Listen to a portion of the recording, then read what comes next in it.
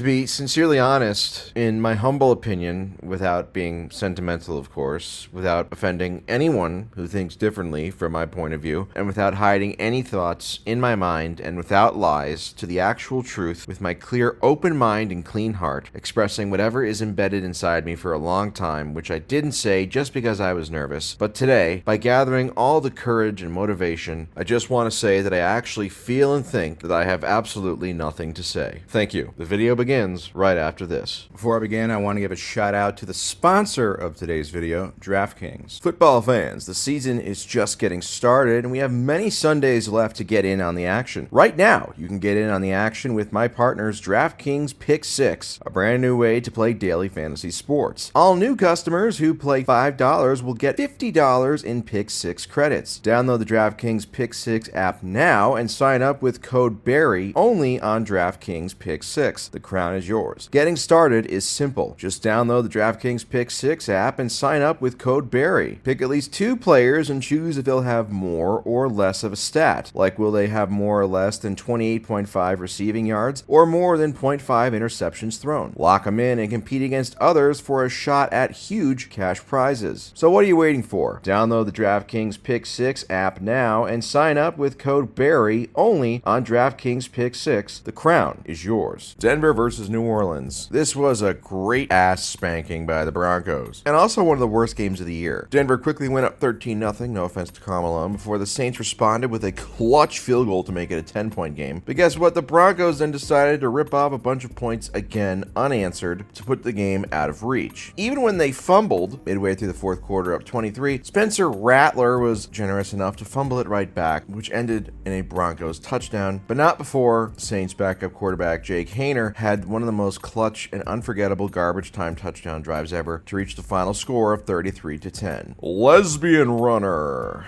Alright, so we got Jacksonville versus New England. It starts off with Drake May throwing a touchdown pass to put New England up 7-0. And you see here, they kicked the ball, which is why it's called football, to make it a 10-0 game for the Patriots. And then this female-looking quarterback throws a touchdown to make it 10-7. And then he throws another deep bomb, and that's what happens in football, is you want to try and get the ball down the field into the end zone. But really, the biggest play of the first half was when the Patriots kicked the ball away, and the Jaguars player took it and ran it all the way into the end zone for a touchdown. Some of the Patriots players were probably chatting shit or something like that, and that came back to bite him in the buttocks. And then the Jaguars went for 2 to make it a 12-point game. Fast forward to the second half. Remember, there's 4 quarters in American football, not like soccer. Jacksonville kicked a field goal to go up by 15, but New England kept coming back and scored another touchdown to make it a 9-point game, but unfortunately they were unable to convert on their 2-point conversion, which kept it a 2-possession game. Not that it mattered anyway, because at the very end, the Jaguars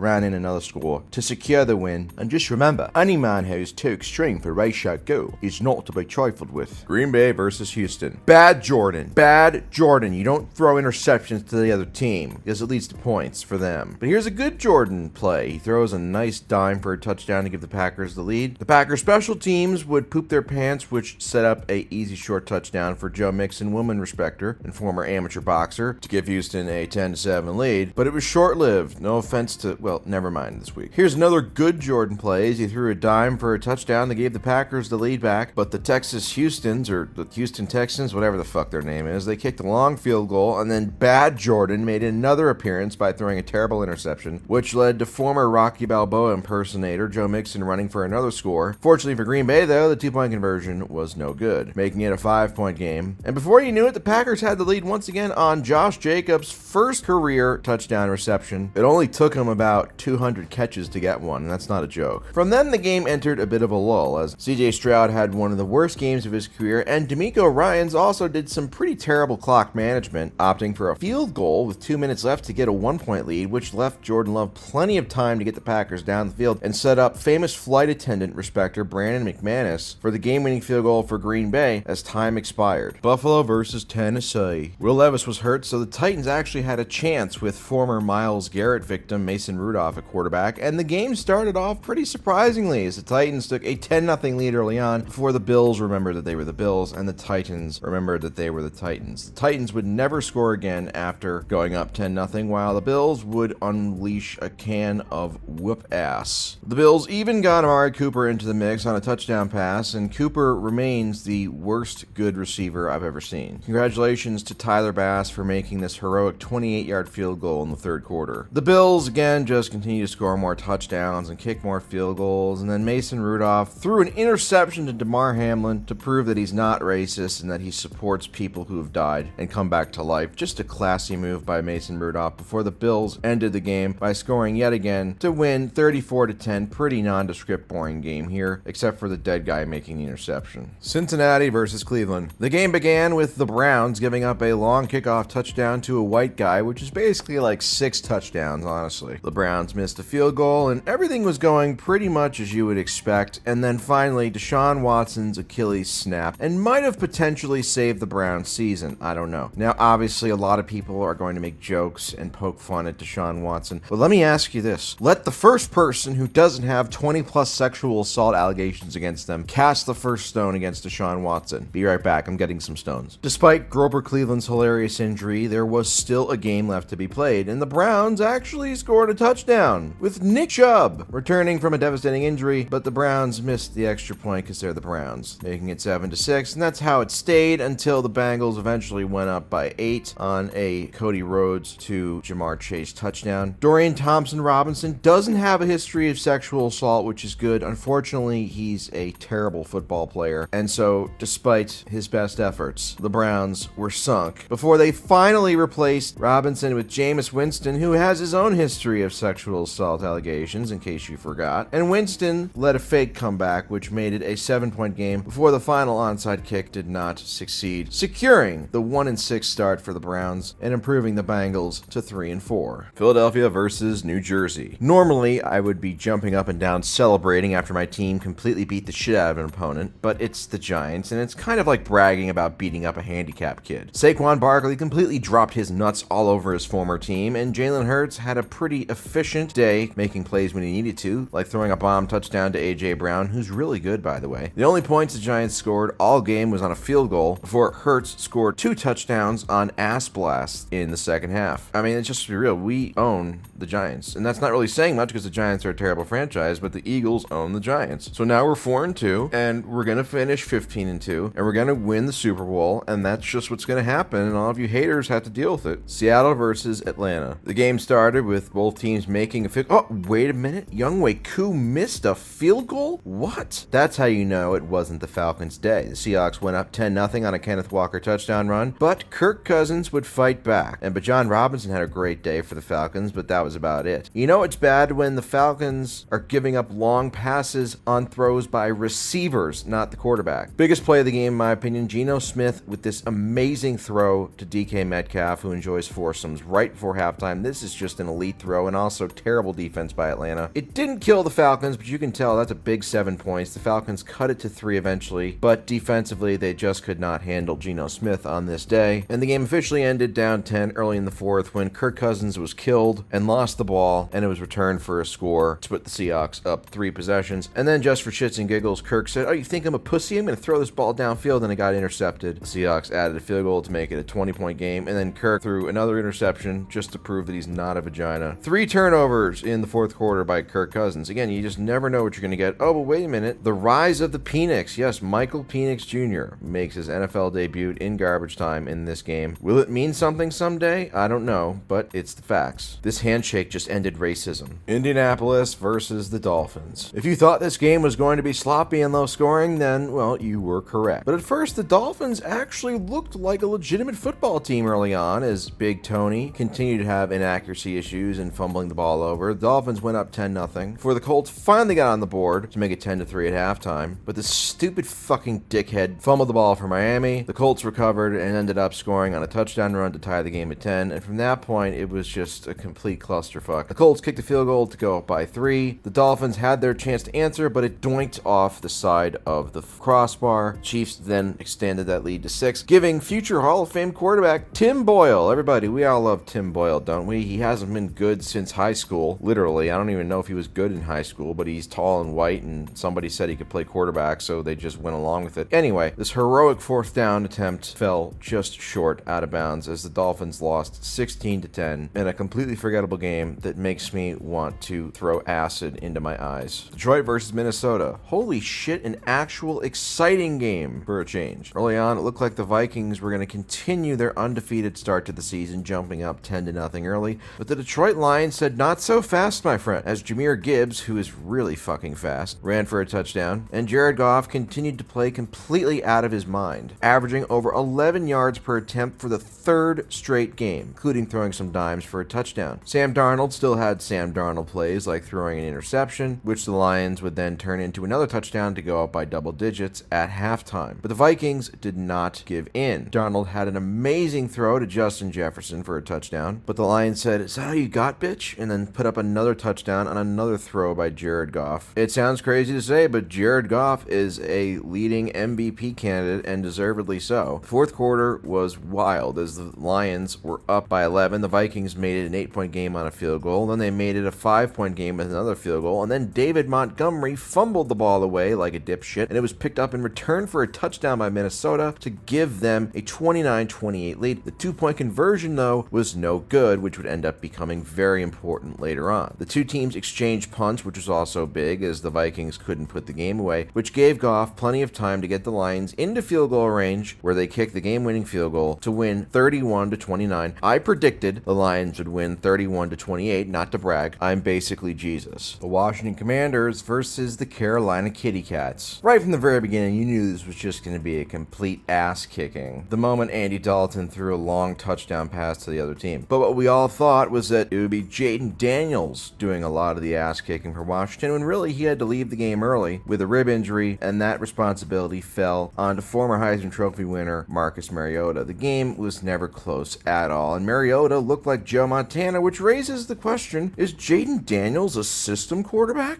I mean, seriously, Mariota went out there and looked like the best player in the league right after Jaden Daniels started off having one of the best rookie seasons ever. I'm just saying, folks, I'm just doing my job as a troll. The Panthers didn't even score until it was 37-0, and the final score was 40-7. Once again, I predicted Washington would score over 40 points and win this game because I'm a hero. I'm also telling you that the Panthers should probably just play Bryce Young. I mean, what's the point of not playing Bryce Young anymore? The season's lost. You just invested a first overall pick in him. He's going to be terrible probably, but with Andy Dalton, you know that your future is not with Andy Dalton, so you might as well just put Bryce Young back out there and see if he can show any flashes of competence. That's what I would do. What do you have to lose besides football games? The Los Angeles Ponies versus the Las Vegas Raiders. A pretty nondescript game between two bad teams. Aiden O'Connell got hurt, so that means the Raiders were forced to revert back to Gardner Minshew, who proceeded to play like complete dog shit, throwing a bunch of interceptions while the Rams dominated on the ground. The key play of the game was when Minshew got his shit rocked and lost the ball, and it was returned for a touchdown by the Rams and put them up by double digits. The Raiders would fight back, though, despite interceptions by Minshew. The Rams had a 20-6 lead late in the third quarter before the Raiders kicked a field goal and then got a clutch interception off of a Matthew Stafford deflection, which set up another field goal to make it an 8-point game. The Rams had a chance to put the game away, but their stupid butthead kicker decided to miss a chip shot field goal. The Raiders kicked yet another field goal down 8 to make it a 5-point game, but they were never able to get any closer. Congrats to Matthew Stafford on his 100th career win, one of the weirdest careers and hardest to evaluate careers ever. Kansas City versus San Francisco. We all thought this was going to be a battle of marquee quarterbacks in this Super Bowl rematch, and instead it ended up being a match between two shitty quarterbacks, or at least quarterbacks playing like shit, as Mahomes and Purdy combined for 5 interceptions on the day and no touchdown passes. However, they did combine for 3 touchdown runs, but you could argue, unironically, the best player on the Chiefs right now is Kareem Hunt, which is hilarious. Anyway, the 49ers were down by 8 at halftime, and they began to rally as Mahomes threw another interception to start the second half. Purdy ran for a sneak, but the 49ers missed the extra point when really they should have been going for 2 anyway, in my opinion. The Chiefs offense did nothing because that's just what they do this year. They just sleepwalk and half-ass through everything. Purdy had a terrible interception in the red zone. Mahomes' best plays were easily on some of his long runs, and he ran for another score on 4th and goal to give the Chiefs a 2-possession lead early in the 4th. The 49ers drove all the way down inside the Chiefs' 6-yard line, where Purdy turned into Turdy and threw an interception in the end zone. The Chiefs then went on a long, consuming drive that ended with Mecole Hardman scoring on a reverse and the 49ers scoring a garbage time touchdown with the most hilarious onside kick fail in the history of the sport. This was honestly the highlight of this game. Mahomes has 2 more interceptions than touchdowns so far this year, but the Chiefs are 6-0, and honestly, I don't think them going 17-0 is out of the question. Pittsburgh versus the Jets. Early on, it looked like the Jets were going to win this one in a blowout, and then Russell Wilson was going to be excommunicated out of Pittsburgh by the fans after taking over for Justin Fields at quarterback. The Jets went up 15-6 after an Aaron Rodgers touchdown pass, but then washed Rodgers showed up, throwing a terrible interception just before halftime. The Steelers turned into a touchdown with George Pickens on the receiving end of a Wilson bomb. The Steelers went up midway through the third, and then Rodgers threw probably one of the unluckiest interceptions of his career, bouncing directly off of Garrett Wilson's chest for his second interception of the day before newly added Jet Devontae Adams made sure Aaron Rodgers' pick-6 count didn't go up by one. That's what a hero does. That's what a good teammate does right there. Nevertheless, it didn't matter because the Steelers just ended up scoring anyway. The Jets' kicking woes continued as they had a field goal blocked, and then the Steelers decided to just run up the score. And Aaron Rodgers, despite his best efforts, was still unable to break 300 yards once again. He came close, though. One of these days, I think he's going to get it. I really do. Steelers ended up winning 37-15, and my wife left me. Baltimore versus Tampa Bay. An exciting, if not consequential game. The Buccaneers began by scoring the first 10 points, and hey, maybe we're going to get an upset, but no, the Ravens slowly and calmly worked their way back as Lamar Jackson showed why he's a future Hall of Fame quarterback, and Baker Mayfield showed why he is maddening, throwing multiple interceptions while the Ravens methodically got themselves back in the game. Thanks to 2 Mayfield interceptions in the last 6 minutes of the first half, the Ravens took a 17-10 lead into halftime, then pushed it to 10, while the Buccaneers kicker was a doofus and missed his field goal, which gave the Ravens a chance to push it to 17 on a beautiful deep pass from Lamar to Rashad Bateman. After another stop, Derrick Henry did his thing where he runs really fast and teams can't tackle him, which set up another Lamar touchdown pass to effectively end the game. But wait a minute, Lamar stupidly threw a backwards pass that was recovered by the Buccaneers and they turned it into a touchdown. But let's not mistake ourselves, this was all garbage time. In fact, Dak Prescott is probably somewhere emotionally crying at how much garbage time stats Baker put up in this game. His final numbers looked fine, but when the game was in the balance, he was not good. Anyway, Lamar threw a touchdown pass to Derrick Henry again. God, what can't Derrick Henry do besides win a Super Bowl? Baker kept fighting, though, just like my wife in divorce court, and the Buccaneers eventually trimmed it to 10, but the Ravens held on to win. The Buccaneers lost Mike Evans and Chris Godwin for a prolonged period of time in this game, so in case the loss wasn't bad enough, there you go, Bucs fans. Arizona versus the Chargers. Hey, bro, did you know this game was on ESPN Plus? Whoa, isn't that like so rad? The biggest play of the game happened pretty early on when the Chargers, Jalen Reagor, I can't believe he had a terrible play, fumbled the ball out of the end zone for a touchback, so instead of the Chargers getting a touchdown, they ended up getting 0 points. And then it became a field goal contest. The Chargers would score no touchdowns in this game, but they would kick 5 field goals, which kept it somewhat competitive, and even gave them a 9-7 lead entering the fourth before Kyler Murray ran with his little tiny legs really quickly for a 44-yard touchdown before the Chargers fought back with multiple field goals in a row. They had a golden opportunity late in the game to wind the clock down and kick the field goal or even score a touchdown, but they were unable to convert on third down, so they had to settle for their 5th field goal of the game to give them a 1-point lead with 2 minutes left, which in today's NFL is basically a death sentence for everybody. A questionable roughing call gave the Falcons an extra 15 yards, and then Kyler Murray threw a bullet downfield to James Conner, which set up the team in field goal range, and they simply wound the clock down all the way and kicked the game-winning field goal as time expired. The Chargers embarrassed me. I picked them to win, and they lost, so now my record this week is 9-6 instead of 10-5. I hope all their players and coaches are really happy with themselves. And no, I didn't cry. I did not cry after that. I'm telling you, I did not cry. And the most overlooked game of the week, the Dallas Cowboys versus their bye week. And oh, would you look at that? The bye week blew out Dallas 34-10. Things are looking pretty shaky right now in Big D.